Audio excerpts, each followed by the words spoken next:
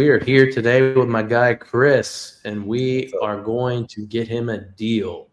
let's do And it. we're going to get him a deal using what most people know as the Morby method. So, we're going to talk about what that looks like, the whole process, start to finish, you know, starting from the very, very, very beginning. In order to get a deal, you need to know what exactly you're looking for, right?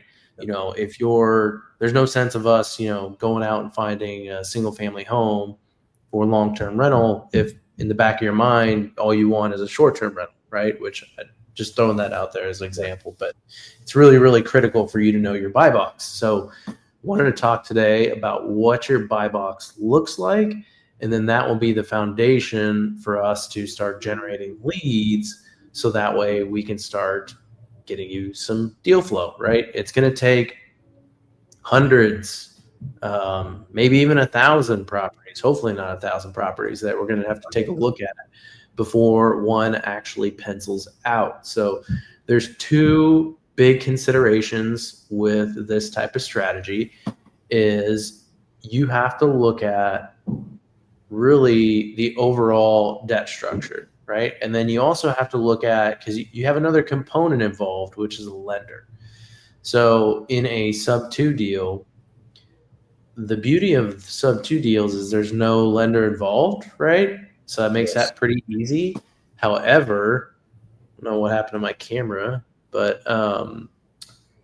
however, because there's no lender involved, there's no like check and balances of like what's a good deal, what's not a good deal, right? Because you could easily get a really bad deal under contract and no one's there to stop you because you don't have a lender involved, right?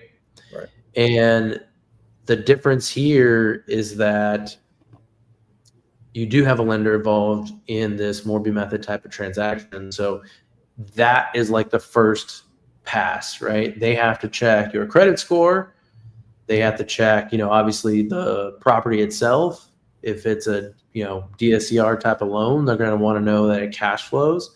So those are things that you don't have to worry about in a sub two transaction. And then third, you have to worry about experience, right? So in order for you to even get the first funding part, right? Let's say it's 70% or 75% LTV.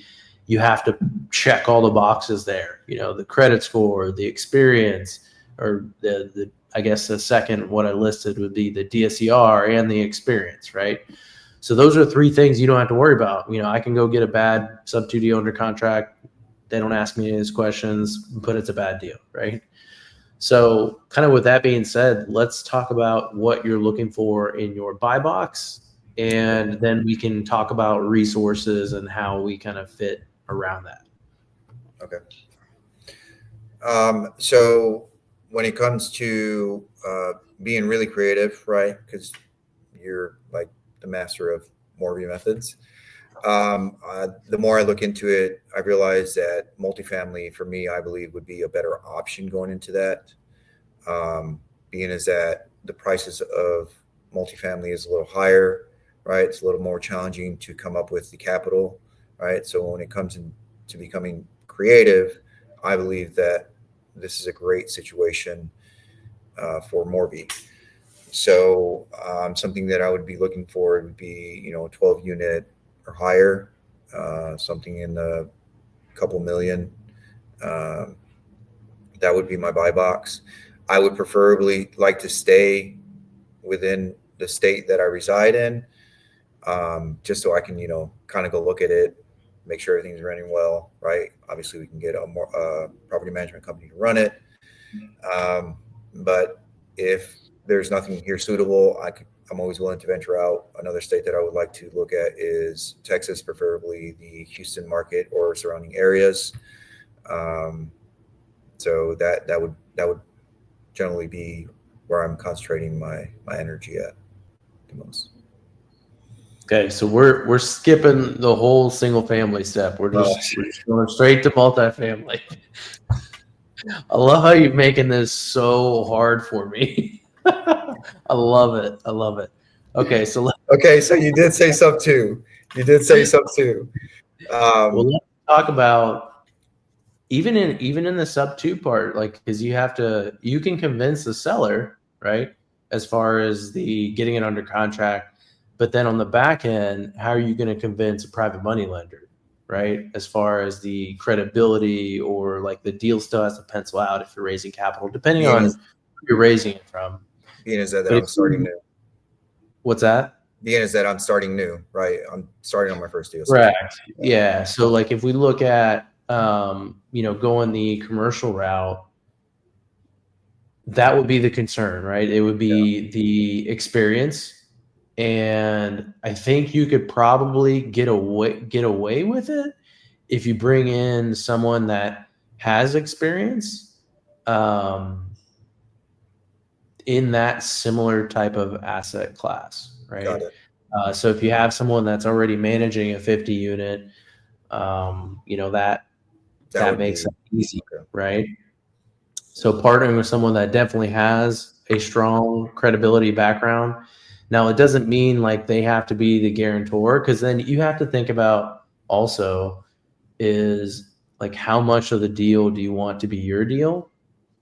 Like if it's your deal and you need to partner with someone, you got to think about the different roles at play. So the different roles of like, I'm going to be the guarantor of the loan.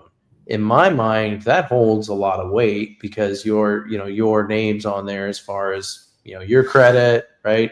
Yeah. Something goes sideways or they're coming after you as the guarantor. So that holds a lot of weight to me. I mean, that's definitely a valuable contribution. But then if you bring in a partner and that partner who's experienced also has to be the guarantor of the loan, you kind of like in a roundabout way negated the value or diluted the value of what you're bringing as the loan sponsor to the table, right? Because they are also the loan sponsor too. So it's like, you're both in it in the same role. So it kind of dilutes that emphasis. Now, if Yeah. it's just you, and then the other one is like, yeah, I'll lend you my experience, no problem. And, if you want to be the guarantor of the loan, use your credit, cool. Like, and then you can talk about the splits of what that looks like. And then let's say if you're managing the property yourself, and that's something that the other person doesn't have to do, then that can create an imbalance of more in your favor, right? Because then you're adding a different contribution to the transaction versus not. So it's kind of like there's no hard and fast rule on it, but you have to look at all those different dynamics at play there. Okay. So, I mean, should I concentrate more on just a single family sub 2, being as that I haven't had my first deal yet? What would your recommendation be? We could definitely look at it and see how it goes on the commercial side. I think the challenge with single family, even in sub 2, again, it goes back to what I was just mentioning. If you're looking for a deal, then you're probably, most people are obviously raising capital for sub 2 transactions, Yeah. or pretty much every type of transaction, right? And then you're going into the private money PML market and raising capital. And I think the landscape of raising capital has changed a lot. When I first got into sub 2, they would just give out money to anybody. And then over the past couple of years, people have been burned so much that the PMLs have become a lot more strict, like even more strict than banks, which is a good thing for them. They're Yeah. protecting themselves, they're doing their due diligence, they're making sure their borrower is worthy of the investment, right? But it makes it a lot more challenging if someone who's like in their first deal or even second deal, like they're trying to borrow capital. It's going to be a huge pause for concern, or it's just going to make it really, really hard, right? So then you have to, again, same situation. You got to bring in someone who's more experienced. Yeah. Then they have to raise the capital.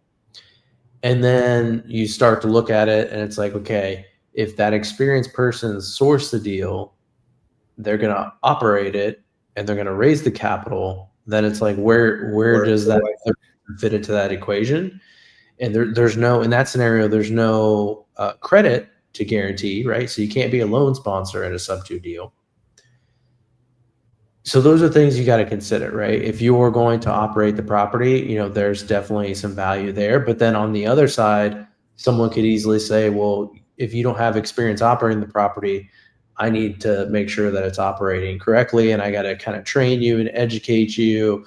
And that's not my position, but that's what someone would normally say. Yeah. And so when you look at that, it's kind of the chicken or the egg type of situation. It's like, well, I mean, how the heck am I going to get experience if no one's willing to give me a chance?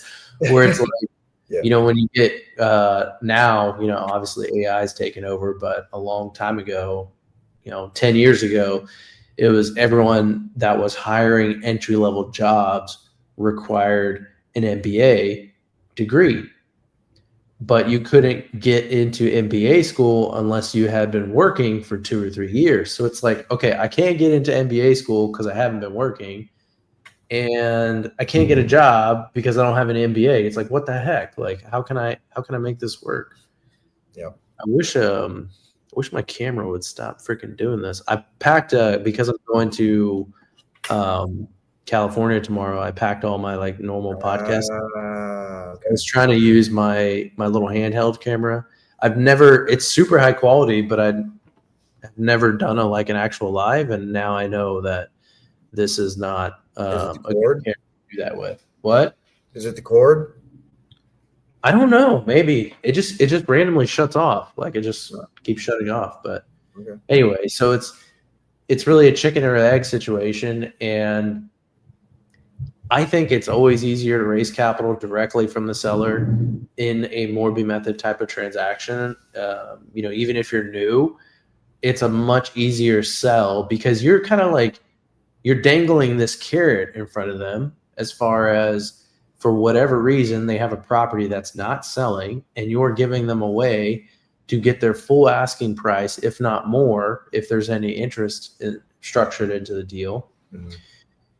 And so that's a benefit, right? They don't want to have their property, you know, sometimes they get seller's fatigue and their property's sitting there for 150 days and they're just like, come on, someone just put me out of my misery. Because it's not just that.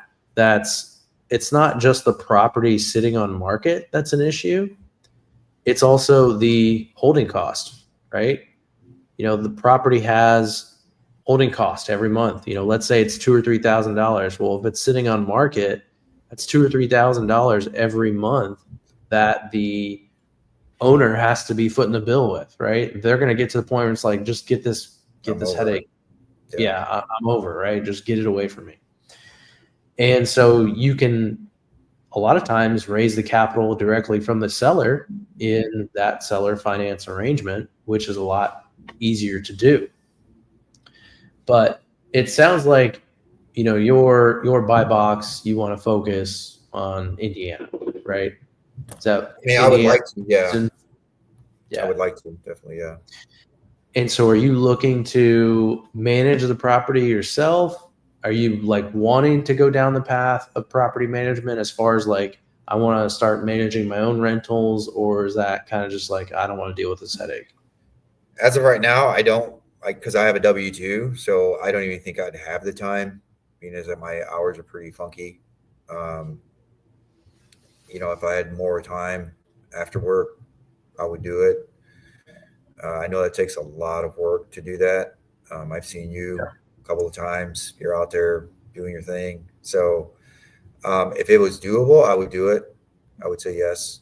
But if the numbers worked right, where I could get a management company in there to relieve some of the stress off of me, I would definitely do that right off the rip. Okay. Yeah. So. Okay. That's where I would be at. So, I mean, we can cast a wide net, right? Because we want to create opportunities. And if our buy box, you know, I do think people should focus on one particular market. But if we're like trying to like get a feel for opportunities, right? If you're casting a wider net, you know, it's going to be a greater chance for more opportunities. So if we're looking at multiple markets being like Houston, and then if we're looking at Indiana, Are you looking just all over the state of Indiana? Like, what about those random towns that you haven't even heard of that got like 10,000 people? So that's where because I'm not, I'm not very experienced in this. Where my worry comes in with smaller towns is that, what is the percentage that, if I got a 32 unit apartment complex, right? What's the rate that it's going to be filled 90% of the time, right? Being with the population. So lately, I've been looking into what are the populations in each city, the top 20 biggest cities in the area. What's the growth looking like in all those cities? So Indy's obviously the biggest one. So I have been looking in other cities. I know Columbus is a really good one. I know that Kokomo is growing. So I've been venturing into those other cities where I see growth. I'm looking into what companies are coming in to build new factories or new warehouses to add jobs, right? Hospitals. So I'm doing the research in that aspect to try to see what the potential growth is in those cities, so that could be one less worry. Okay. So, And then, yeah, I mean, Pace talks about this all the time. It's, there's not that many 12 units and up. I mean, there's a lot more than like mobile home parks, but if you compare 12 units and up to single family, I mean, the number is just enormous, in terms of available supply and single family versus 12 units and up. There's only so many 12 units. Like, I can't even recall the last time I drove by a 12 unit in Indianapolis. I don't really see them too no. often. I see them in the hood probably every now and then, but there's not a ton of them out there. And then you got to take into consideration, okay, there's not a ton out there. How many of them are like actually listed or open to selling? So the pool of availability is Very minimal.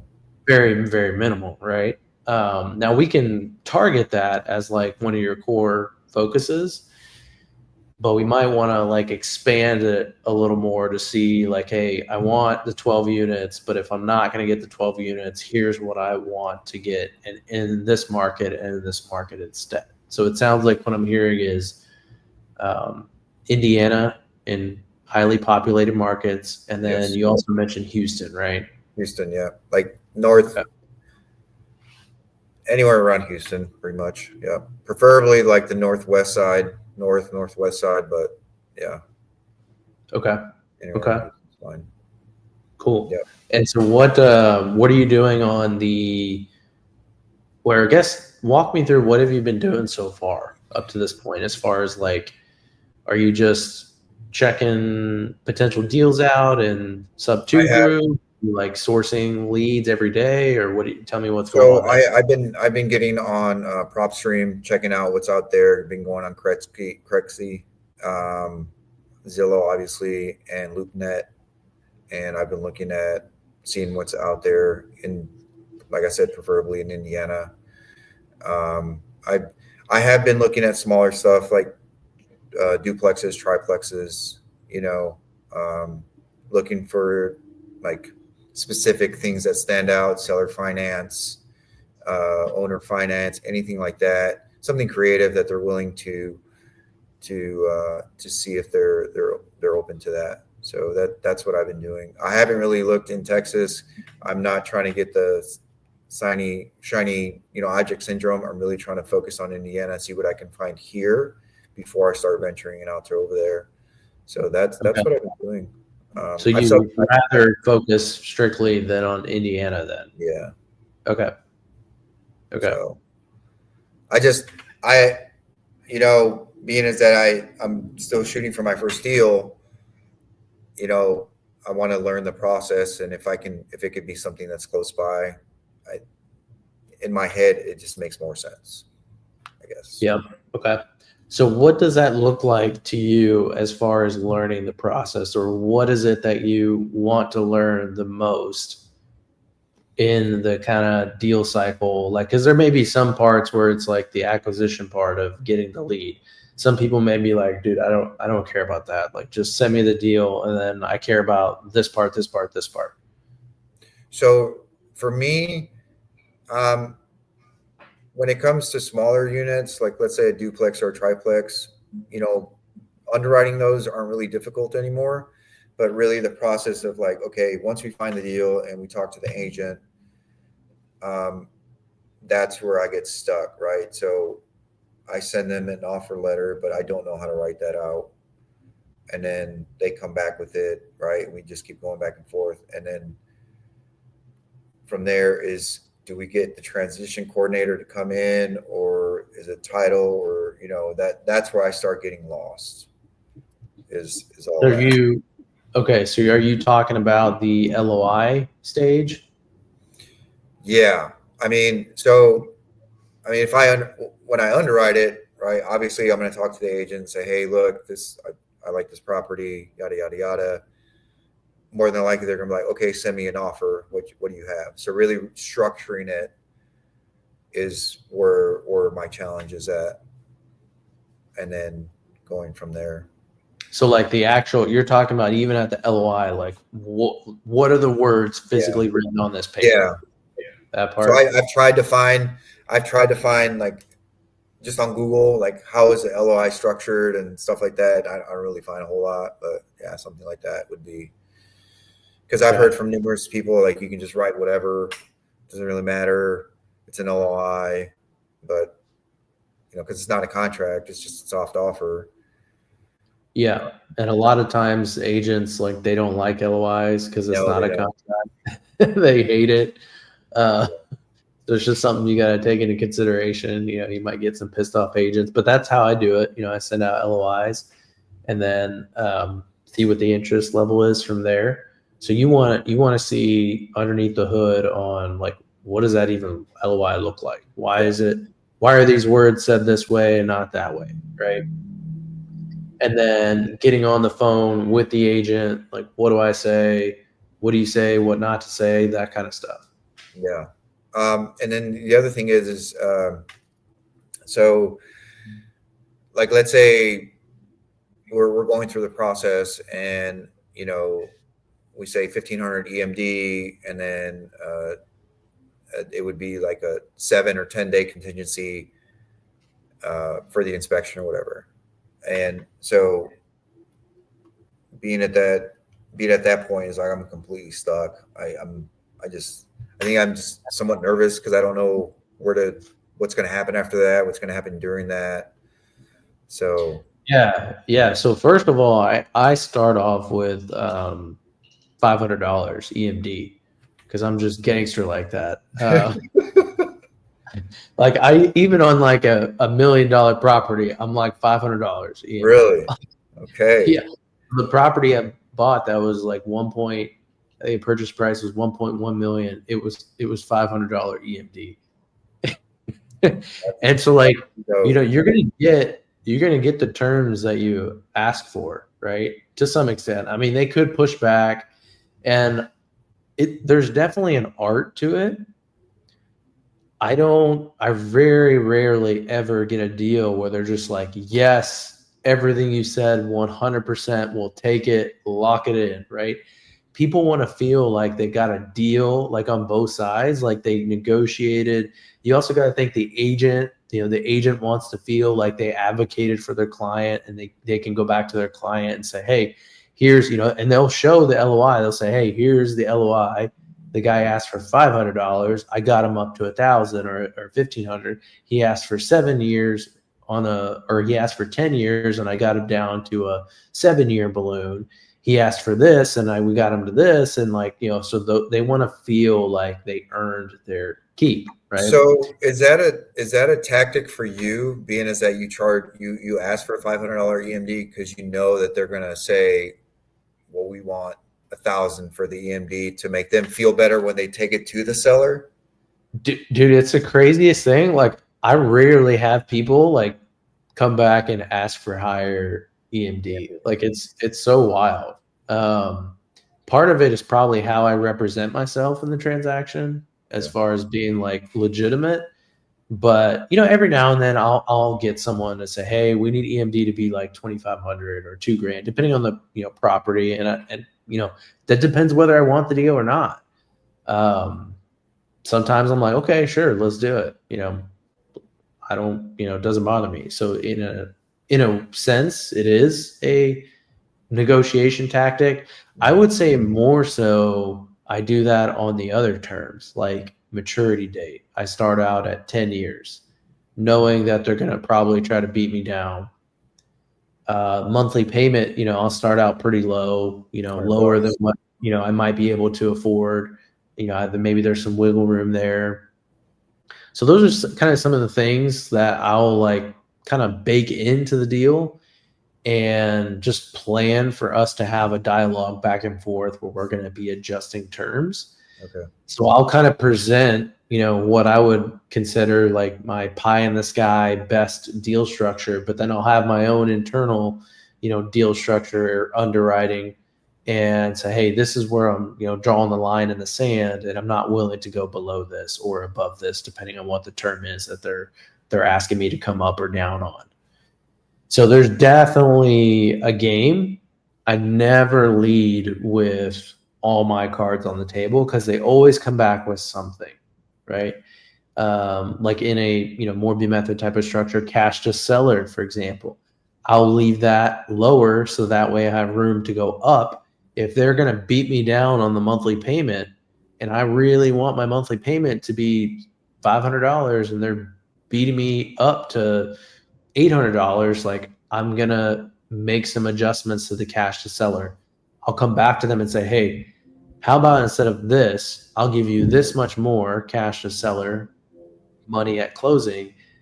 In return, I really want my monthly payment to be here. So I'm kind of like fighting for my terms by moving some numbers around. So there's definitely some tactics to that, and every offer is different.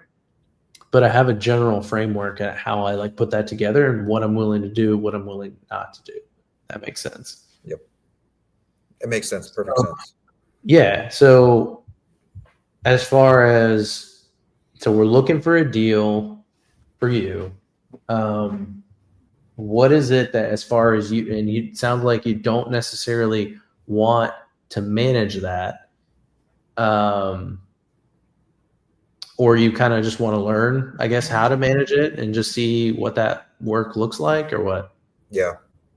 I mean, if I could swing it, I would love to do it. I mean, because that's just another tool in my tool belt that I'm going to be able to have, right? Another more value that I can add, something else that I'm gonna learn along the way.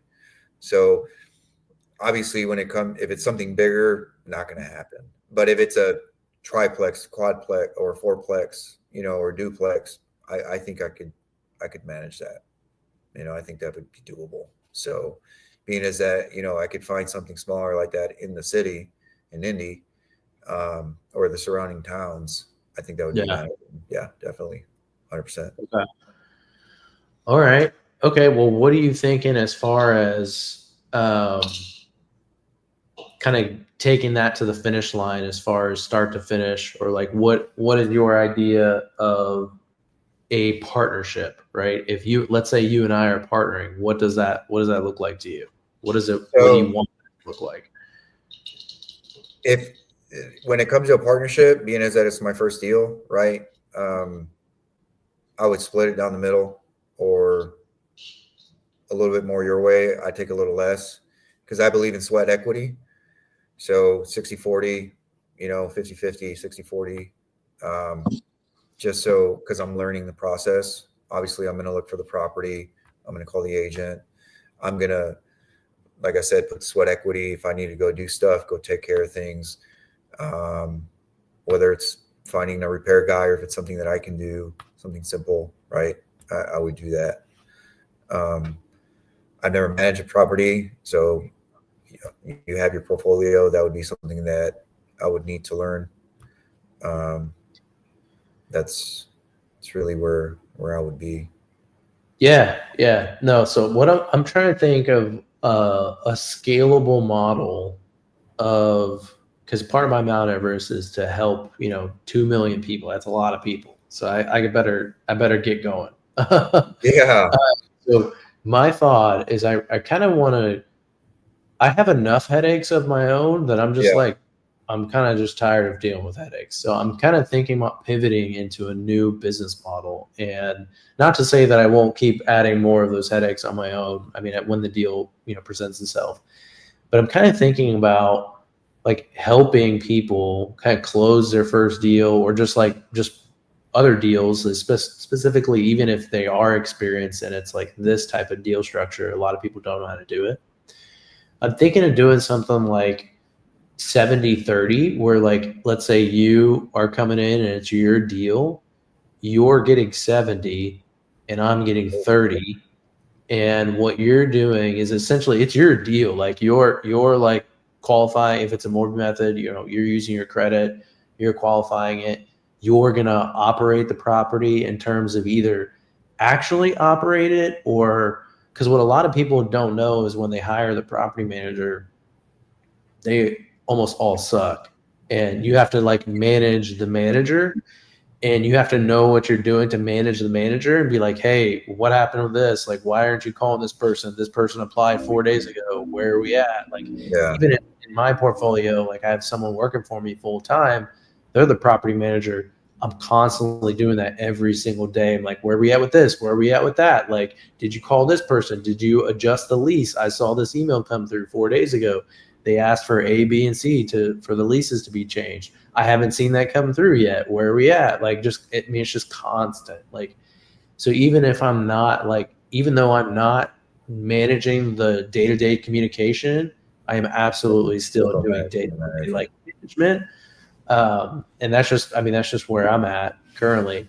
Yeah. But so you would be either operating it yourself or like managing the manager. And what I would do is I would just help you with that whole process.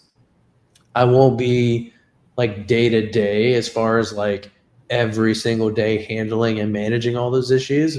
But what I'll do is I'll give you the knowledge, and in the beginning it'll be like that, and I'm cool with that. And So I'll just help you learn and educate through that. It's kind of like a kid learning how to ride a bike. You put on the training wheels, and as they go on, you take them off, and then they're slowly they're riding the bike without training wheels. Yeah. I mean, more or less. Yeah. That's kind of my thoughts on how to structure something that would be scalable, like within like the Orbit program or like within the community. So that way, at the end of the day, at some point, those headaches become your headaches, and I'm just kind of on the front end, like, well, and all throughout, right? Like I'll be your true partner and help you out along the way. But a large part of it is like, that 30% that essentially you're giving up is like, that's just getting, removing the training wheels, right? And just starting from getting on top of the bike, and then you using the training wheels, and then eventually we're going to take them off, and you're going to start pedaling down the street yourself. I actually, when I was learning to ride a bike, this is probably a bad example, but I was learning to ride a bike. I hit a parked car twice, like a week apart. Like the car was parked, and I just you just started going towards the car. Is that what I hit it, and then like a couple of days later, I did the same exact thing, same car, and I hit it again. But it won't be like that for you. Okay. We won't be hitting any I hope not. We won't hit any parked cars.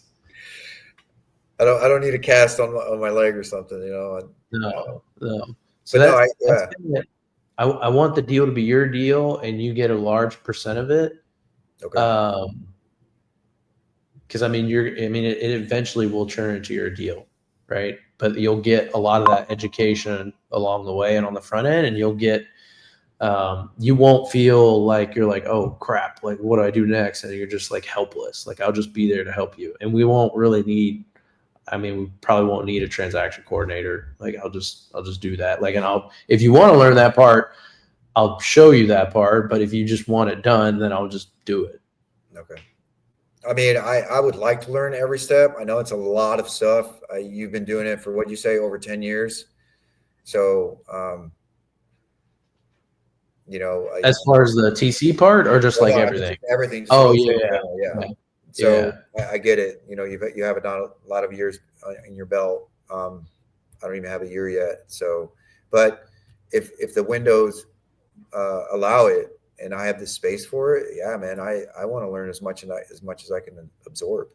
I'm all about it. So yeah, definitely. But yeah, so we can start looking at, and I'll help you source the deal too. Like I'll go and find the deal, or if you find the deal, I mean, obviously, we'll just take whatever comes in, but um, I'll help you find the deal too because I'm using LOI Blaster, so I'll just start hitting some of those markets that you're looking for because I haven't been actively searching. If something comes up, great, but if not, I'm not out there searching every day, so I'll start searching and start looking at deals more actively to try to get something in the door for you to kind of get that process going. Yeah, I'll keep looking. Definitely going to look for something turnkey. I don't want to put any rehab into it. Yeah. It just makes more sense. The more and more I think about it, the more people that I talk to, that are just looking for that. Right. I mean, like, yeah, you're not really putting a whole lot of money into it. So that's one less of a pain that you have to worry about. Maybe later, or as of right now, that's really what I'm going to be looking for. So, yep. Okay. What does success look like to you as far as timeline? Are you looking for something in the next Yesterday? 3 days? Yesterday. Yeah. I mean, yeah. As soon as I can. I'm ready to get my feet dirty, my hands dirty, and I'm ready to get in there and just really. I've learned that I'm a person that once I get in there and I'm learning it all, I don't stop. I get so obsessed that I just want to keep doing it. And I think getting past that is what I need to get to. So getting over that hurdle that one time. Yeah. So you feel like there's like many hurdles that you need to jump over throughout it's just really just getting in it and learning it, right? You just need to see it one time to be able to kind of feel like, I know what the sequence of events is. I know this happens and then that happens. And that's really what you're looking for, right? That's really it. Yeah. That is really it. And I think, just getting in a deal and learning through a deal is the best way of doing it. You can watch, I can do a 20-minute YouTube video and you can watch that where I break it down step by step and you'll probably fall asleep 3 minutes in because you're just like, oh, I don't know. His voice put me to sleep. And, it's different when it's your deal, right? It's real, it's tangible. It's like something that's happening. Something that's actually happening. Yes. I agree. So that's where I'm at. Okay. Let's do it. I'm ready, man. I appreciate this very, very much. So I'm excited. So we'll start hitting do you have any what about any other buy box requirements like bed bath count, or you're just like, dude, I just want a deal? No, I just want, as long as the numbers work. I would like it in a nicer area, right? But if it's in a decent area, I'm not looking for A class, but if it's like a B C class, I'm totally fine with that, as long as the cash flow is there. And really, if I don't even make anything monthly, I don't care. As long as that cash on cash return is going back to the property, for repairs and vacancies, whatever it may be, that's really what it is. So okay, that's it. All right, cool. Well, this is first step, which is just understanding, hey, what is it that you're even looking for? Yeah. Right. Well, I guess before we kind of move off that topic, what is it that you're looking to achieve over like the next, 12 months? Are you looking to buy 10 properties, 20 properties, 100? Or I guess, what is the end goal on properties? Are you just looking to just get a few, that way you get some cash flow coming in eventually down the road? My end goal will be about 50 doors. I'm not going to say that's going to be my end goal, because maybe when I get to 50 doors, I'm going to want more. I want to be in a position in my life that I don't have a W-2 job anymore. Yeah. That's really it. I don't mind my job. I enjoy my job. Right. But to be able to build wealth a different way, and I really want to show people how to do this too, man. I being able to show somebody something, it's more rewarding than you being able to do whatever you want with money. Yeah, I love that. Okay. All right. So we're gonna make you an expert here, and then you're gonna turn around, and then we're gonna flip the roles, and you're gonna teach someone else. I love it. Yeah, definitely would love to do that. Just grab some random people that really want to do this. Because ever since I got into this, feeling the way that I feel, you know, if I can find a couple of people a year to be able to just show them how to do this, to create freedom for their lives, because somebody taught me, because you taught me these structures and these, you know, these things, you know, just I think it would be great to pass on to someone else. So, yeah. Love it. Love it. Okay. All right. Cool, man. Well, let's do it. All right. Let's do it. I'm ready. On that market. I mean, obviously, it's going to be a little limited over the next week because I'm going to be in California, but it doesn't stop me. Like, I'll start blasting them out. You know, it doesn't take too long for me to start blasting stuff out. We'll just see what starts coming back, and then we'll start picking through opportunities and see what comes up. All right. And you can just tell me when we can schedule this up again, and or we're just going to do it communicating throughout the week. Yeah. So we'll some next steps will be I'll just start blasting, you know, opportunities out, see what comes back, and then as we start getting some phone, so it's kind of it's a mixed bag, you know. Sometimes, and I'll try to make sure you're included in a little bit of both, but there's going to be things that come up like I just can't control, like. Sometimes the agent's going to get the LOI and they're going to pick up the phone and call me. Like, obviously, I can't get you on the phone as they're calling me. Yeah. So I'm just going to have to take the phone calls. But then there's going to be times where they're like, hey, I'm interested. I want to know more about the terms. Give me a call. And then that's where you and I can hop on a call, and then we can just walk through that conversation with the agent, and you can kind of hear the explanation of how it's being pitched. And you'll probably need to hear that not only once or twice, but 10 or 15 times, to where you can feel like, okay, yeah, I have a general idea of how to kind of present that. If that makes sense. Yep. That'll be, and a lot of those, I may have 20 conversations and maybe only one work out. You know, there's going to be a lot of no's. So it's getting comfortable with hearing the word no. And there's a lot of different ways you can do this. You can underwrite the property first before you call. It's very, very slow that way. You know, the way I'm doing it is I'm basically blasting out, you know, a lot of different properties that fit a criteria, waiting what comes back. And then I start underwriting and trying to understand what, you know, if that property is going to be a good deal or not. Then you have to understand, okay, is the information that we got from, let's say, Deal Sauce, is it right? You know, accurate assumptions, you know, sometimes it's not right. So we have to kind of filter out what's good data, what's bad data. And then we have, you know, have those conversations with the agent and kind of see what they're open to based on that. Okay. Cool. So I'll start blasting stuff out, and then we'll, next step, we'll start scheduling when I get agents that are interested, we'll schedule phone calls and I'll coordinate with you to make sure we can both be on the call and then kind of walk through that.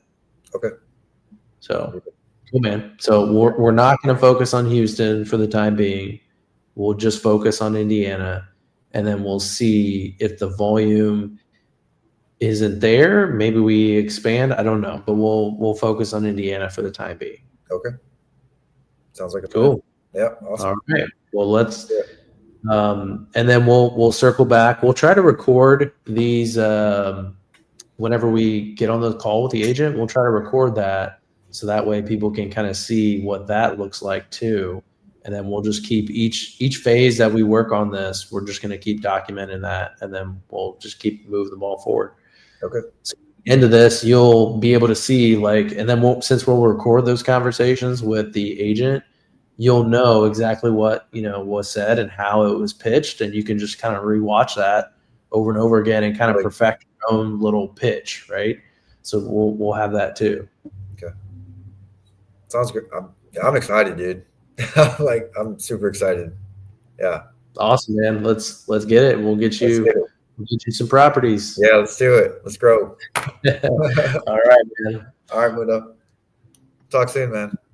Absolutely.